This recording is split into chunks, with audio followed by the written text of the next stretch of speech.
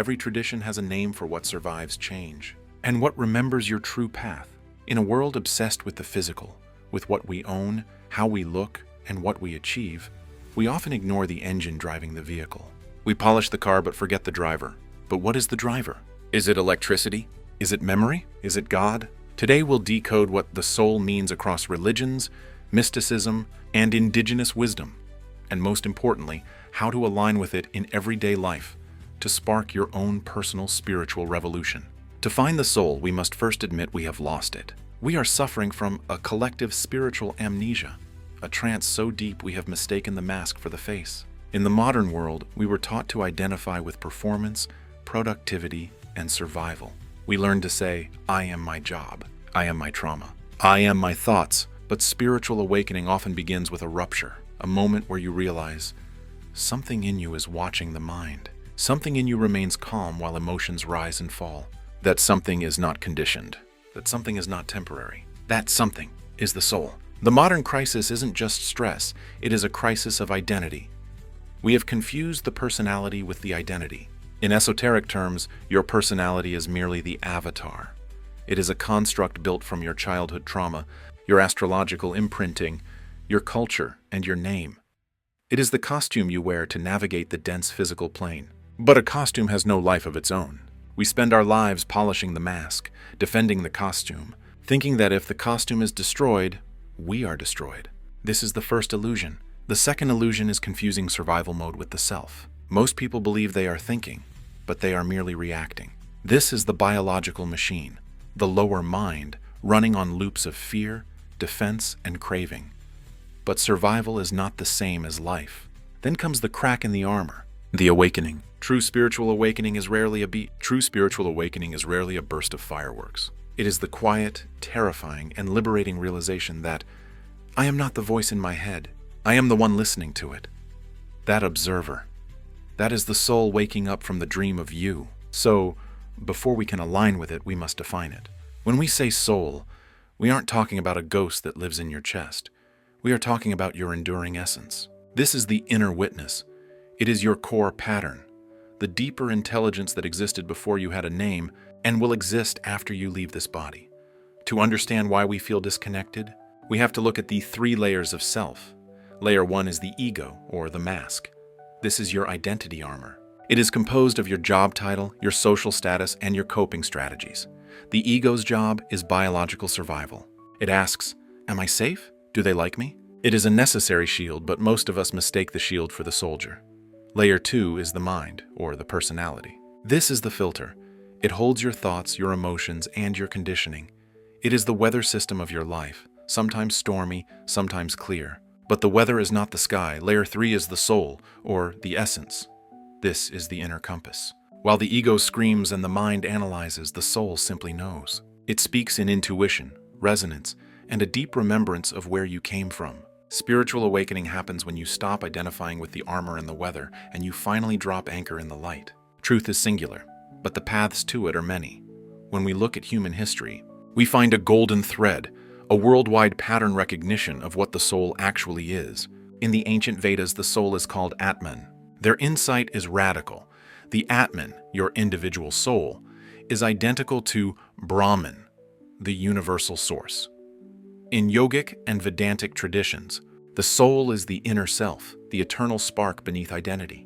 The teaching is radical. You are not separate from source. You forgot. Alignment comes through stillness, discernment, and living in harmony with truth. The alignment key, discernment. You align by realizing you are not the pot. You are the air inside it. Buddhism offers a crucial nuance. Instead of a static ghost, they see a stream of consciousness. Think of it like a flame passed from one candle to another. The flame is the continuity of awareness.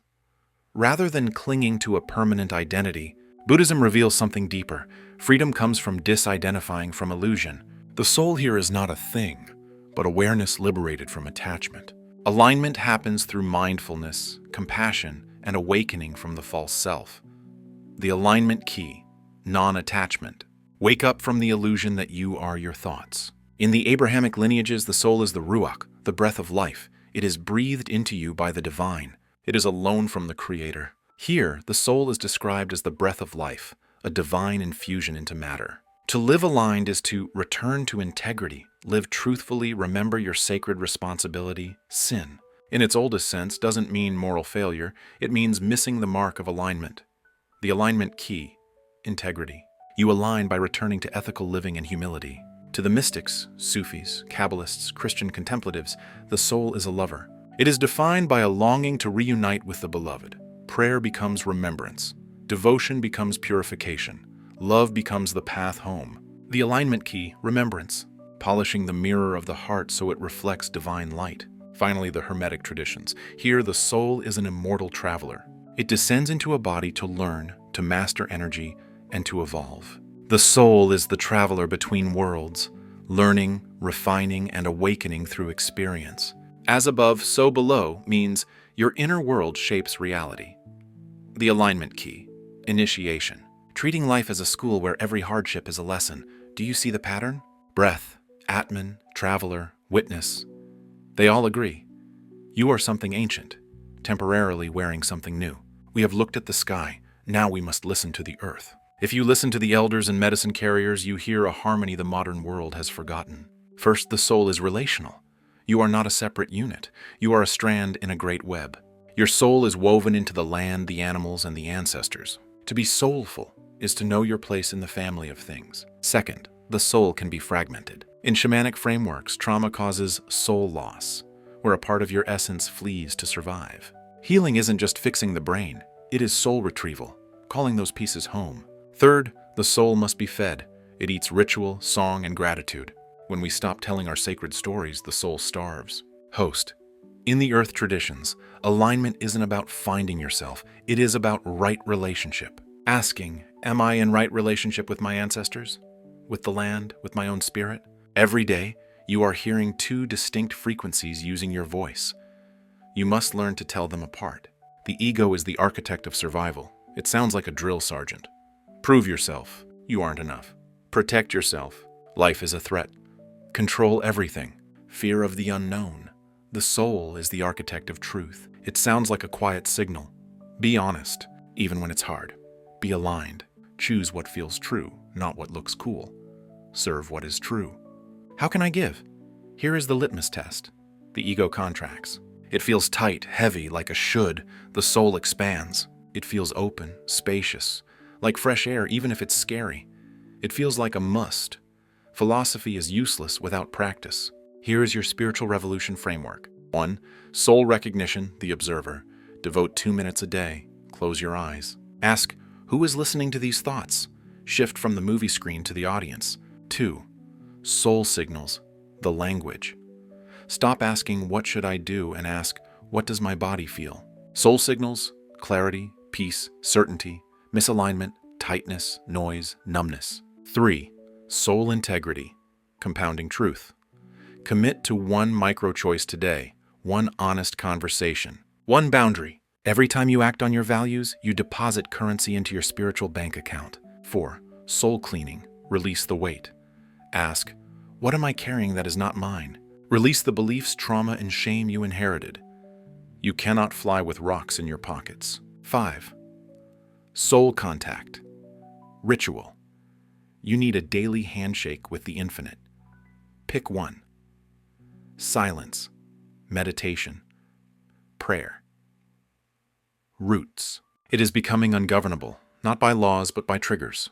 Reaching a state where your inner peace is so fortified that the chaos of the world can wash over you without washing you away. You stop being a reaction to the world. You start being an offering to it. I want you to take a breath. I'm going to ask you 3 questions. Answer them with your gut.